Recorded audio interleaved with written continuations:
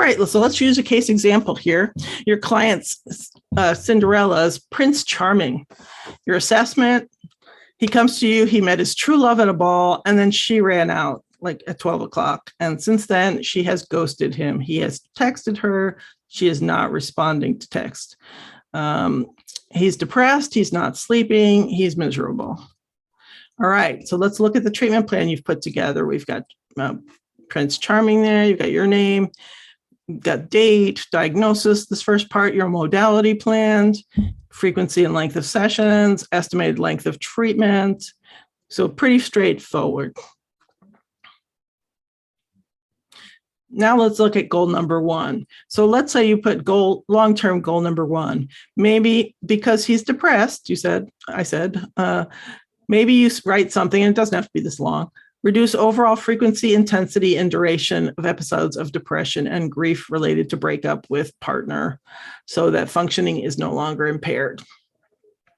So I hope you could see that you could use that sentence for any depressed client, probably, maybe slightly.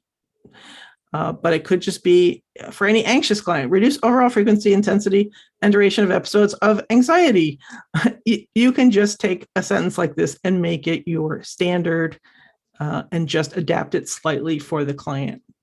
Okay, then you've got estimated completion date for this goal. Again, you can just throw it out 6 months if you don't really have any idea. Now you've got objectives, right? How am I going to know if this person is getting less having less depression? Maybe our short-term objective as a client is going to be able to limit his depressive rumination about the relationship to scheduled times daily and not text his ex-partner. That could be enough right there. So he's going to be able to show some ability to not text his ex-partner, and he's going to limit his depressive rumination. You might even quantify that to but I think this is okay. Maybe you say, here's another possibility for short-term objective 1. We'll learn and be practicing at least 2 self-care techniques when depression spikes above level 5 on a scale of 1 to 10, with 10 being the highest as reported by client. So this is another sentence you can use for all your clients. We'll learn and be practicing at least 2 self-care techniques when blah, blah, blah spikes, whatever that particular symptom is. Short-term objective 2, number of days depression spikes will reduce to less than once weekly, will average no longer than 2 hours, and client will self-report they're less severe. Again, there's nothing magical about these particular words. I just want to give you some examples. You can see that these are kind of measurable. So we've got a goal of reducing the client's depression. And here are basically a couple ways that we might be able to measure that we're moving in the right direction of doing that.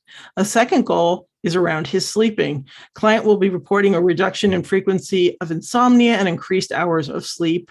Currently, he takes over an hour to fall asleep, averaging less than 5 hours of sleep nightly. So sometimes it's nice to capture the baseline.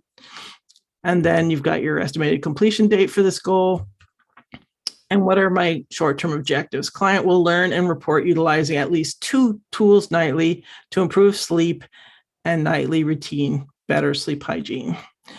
Maybe another short-term objective. Client will be reporting taking less than 30 minutes to fall asleep, okay? And sleeping a minimum of 7 hours nightly. And sleeping a minimum. So, yeah, so maybe eventually I want him to sleep more than that, but right now he's sleeping 5 hours. My short-term objective is 7 hours. Maybe when he gets to that, I want him to sleep longer. The next short-term objective would be that he sleeps 8 hours, but this is short-term objective. So I hope that gives you an idea that you've got your overarching goal, and then what is your objective that you're working on? How break that down. And then on the back, you're going to see interventions. Basically, instead of having you write out 100 interventions, or sometimes it's hard for us to figure out what interventions I'm talking about, I wrote basically a list of all kinds of different interventions that you could just check that you plan to do with that client. So You'll see on this one, I did like, oh, I plan to do CBT. And I actually wrote a little in red there, like, specific to this client that I'm going to do CBT and cognitive restructuring, particularly around feelings of failure related to breakup or something. You may make something client specific. Grief and trauma treatment down here. Maybe I'm going to educate him about normal stages of grief. I'm just was making these up. Help client identify, overcome obstacles to building and maintaining a support system after loss of primary relationship.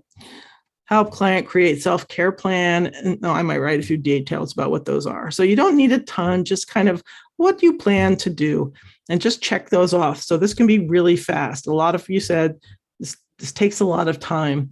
So hopefully if you're just going through and checking these things off, it doesn't have to take much time.